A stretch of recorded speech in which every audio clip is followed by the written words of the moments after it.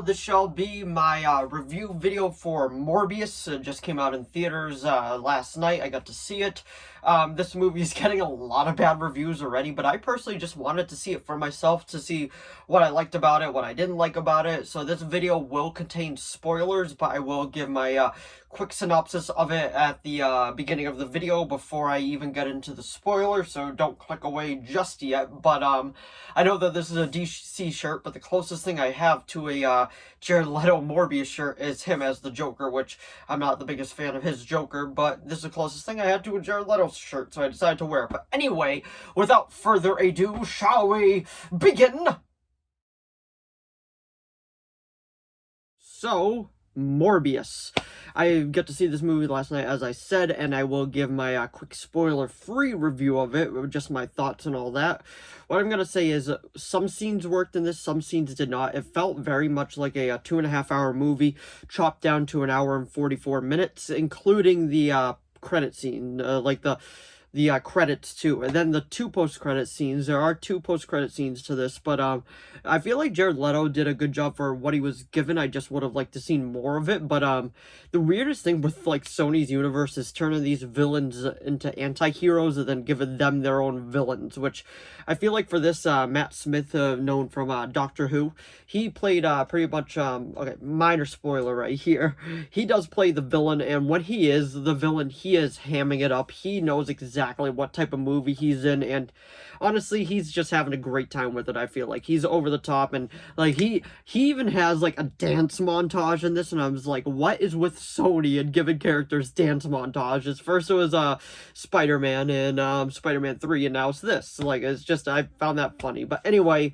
I would personally give it a 6 out of 10. Like, it had a couple of scenes that I actually enjoyed from it, but it had a lot of things I felt like just didn't land. It felt very choppy all over the place, and it feels like it's just rushed. Like, they mainly just want to get to the part where they're teasing the next movie in Sony's universe, and that's pretty much how it felt to me. But anyway, that's my spoiler-free review of it, and we will be getting into spoilers. Alrighty. Let's talk about spoilers. The things that I liked about this first. The first thing is Jared Leto as Michael Morbius.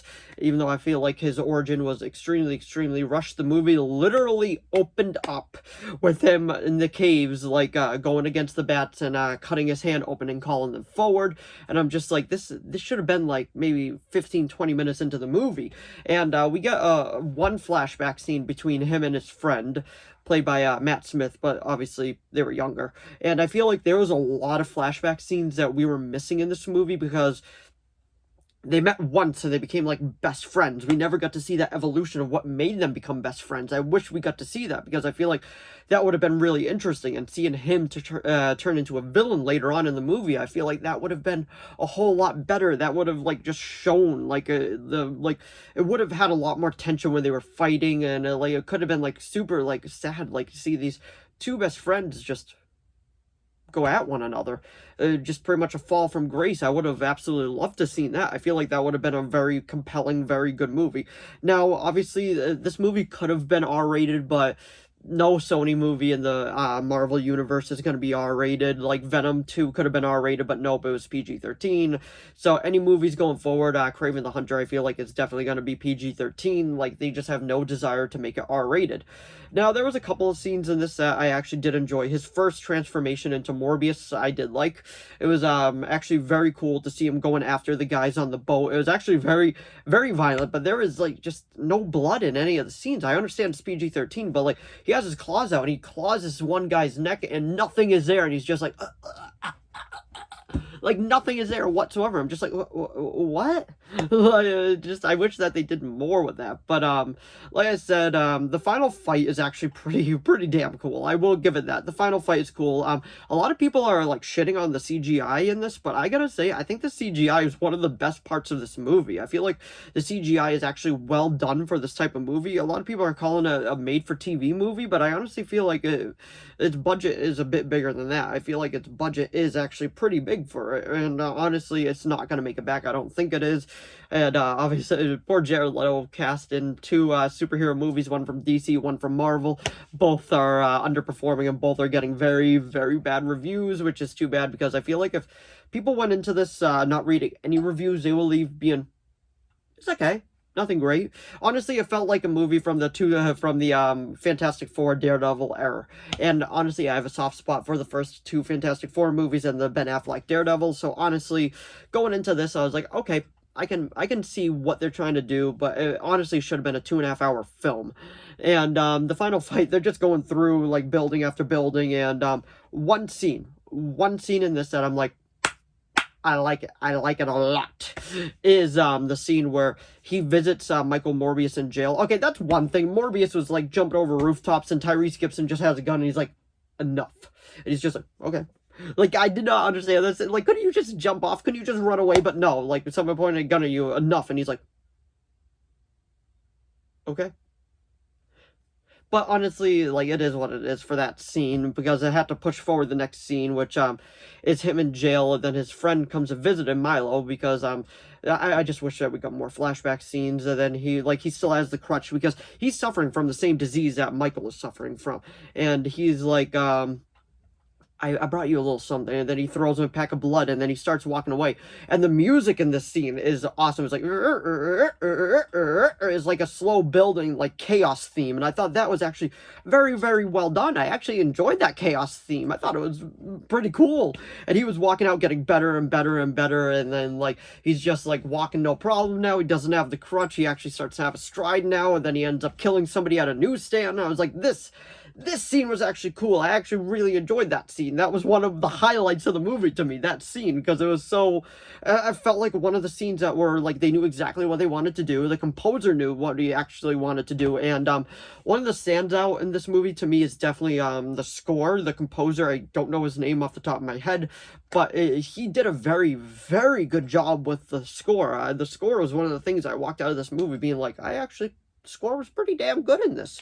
So, let's talk about the post-credit scenes. There are two of them.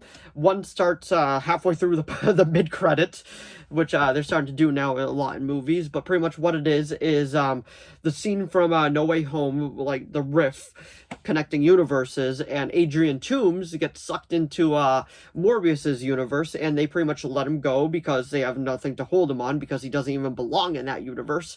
And then that's the end of the first post-credit scene. And the second one is Michael Morbius driving out in the middle of nowhere. Then we get to see Vulture come in his grand suit, which is a tad bit different, which I have tons of questions about as is, because he only came to this universe without the suit, but now he has a suit, but it's a tad bit different. But they just said he's a very resourceful guy, but he didn't have the Tinkerer, because in the Homecoming, he needed the Tinkerer to make all his suits. He was just the brain of the organization. He wasn't the mechanical side. So that was one of the many questions I had with this movie. But pretty much at the end, they are just teasing a Sinister Six. He's like, yeah, do you want to go against Spider-Man? And then Morbius is just like, intriguing.